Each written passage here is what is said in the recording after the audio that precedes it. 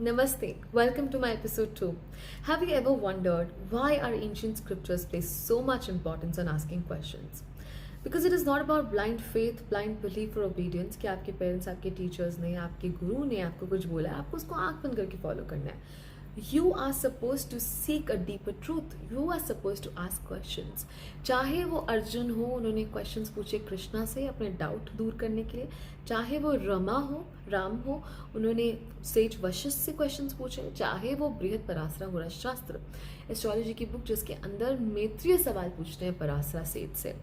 तो चलिए स्टार्ट करते हैं स्टोरी के साथ.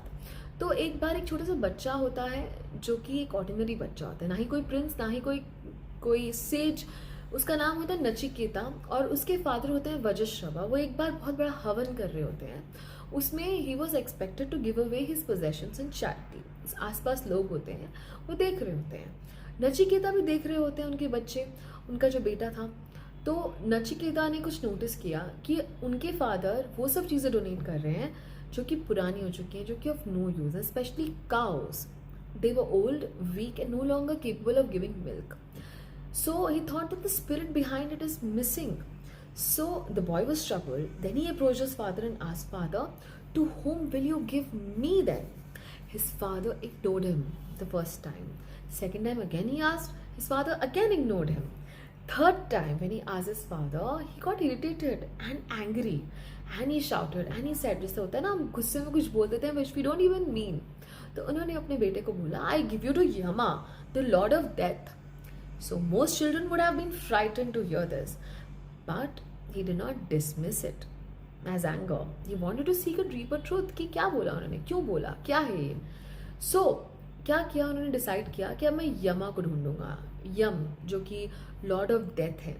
तो उन्होंने यमा को ढूंढा और यमा के पास गए, उनकी अबोर्ड के बाहर खड़े हुए. उन्होंने देखा यमा तो है नहीं यहाँ पर. तो उन्होंने वेट किया कि यमा कभी तो वापस आएंगे. So 1 day, 2 day, 3 days, he waited without food, without water, without any complaint, patiently. When Yama finally returned, he was deeply moved by the determination of this young seeker.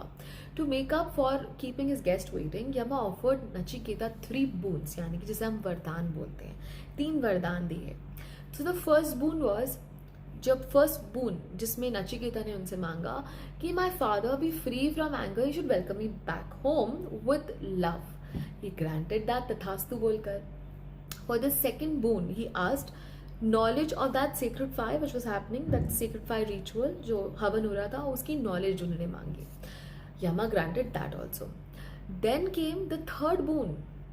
Third boon जिसके अंदर उन्होंने बोला, जो कि बहुत बड़ा question पूछा, जो कि हम अक्सर ये सवाल पूछ नहीं पाते. उन्होंने पूछा कि some say that after death we continue to exist, our soul doesn't die, is it truth? And some say that soul doesn't exist, so tell me the truth. Yama became silent. Instead of answering, he offered the boy wealth, gold, kingdoms, long life, pleasures beyond imagination, anything he wanted. But Nachiketa refused. He said, all these things are temporary. One day they will disappear. Keep your wealth, keep your pleasures. I want only the truth. And at that moment, Yama realized he was not speaking to an ordinary child.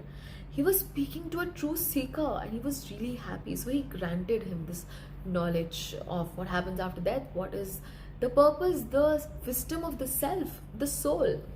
But why he was not telling him that, this particular information he was not giving, Yama was not giving it to Nachiketa, is because not everyone is ready and on the same plane as you to grab that knowledge. Then this knowledge is not for everyone. Some people are not ready. So when you think that some people are not ready, you need to give them some time to get evolved in life, because जिंदगी आपको सिखाई देती है ये सब चीज़ें. And जब आपको पहुंचना होता है तो आप पहुंच जाते हो. कुछ लोग जब पहुंचते हैं तो आपसे बेहतर हो जाते हैं. कुछ लोगों की स्पिरिचुअल अवेकनिंग एक हादसे के बाद होती है, एक इंसिडेंस के बाद होती है, एक झटके के बाद होती है. लेकिन not every one is ready. अगर किसी की ज़िंदगी आराम से कट रही है, सब कुछ है, सारे प्लेजर्स हैं, और सब कुछ होने के बाद भी वो परेशान है, तो शायद वो उस प्लेन पे नहीं है कि वो समझ पाए चीज़ों को. तो लेकिन वो ज़रूर समझेगा एक दिन, बिकॉज हम सबको वहाँ जाना है. सो हमें ट्रू सीकर बनकर क्वेश्चंस पूछने हैं. हमें हर चीज़ का मीनिंग पता होना चाहिए कि कोई चीज़ हम कर रहे हैं तो क्यों कर रहे हैं. और इसी पर्पस के साथ मैंने ये स्टोरी आपके साथ शेयर करी है.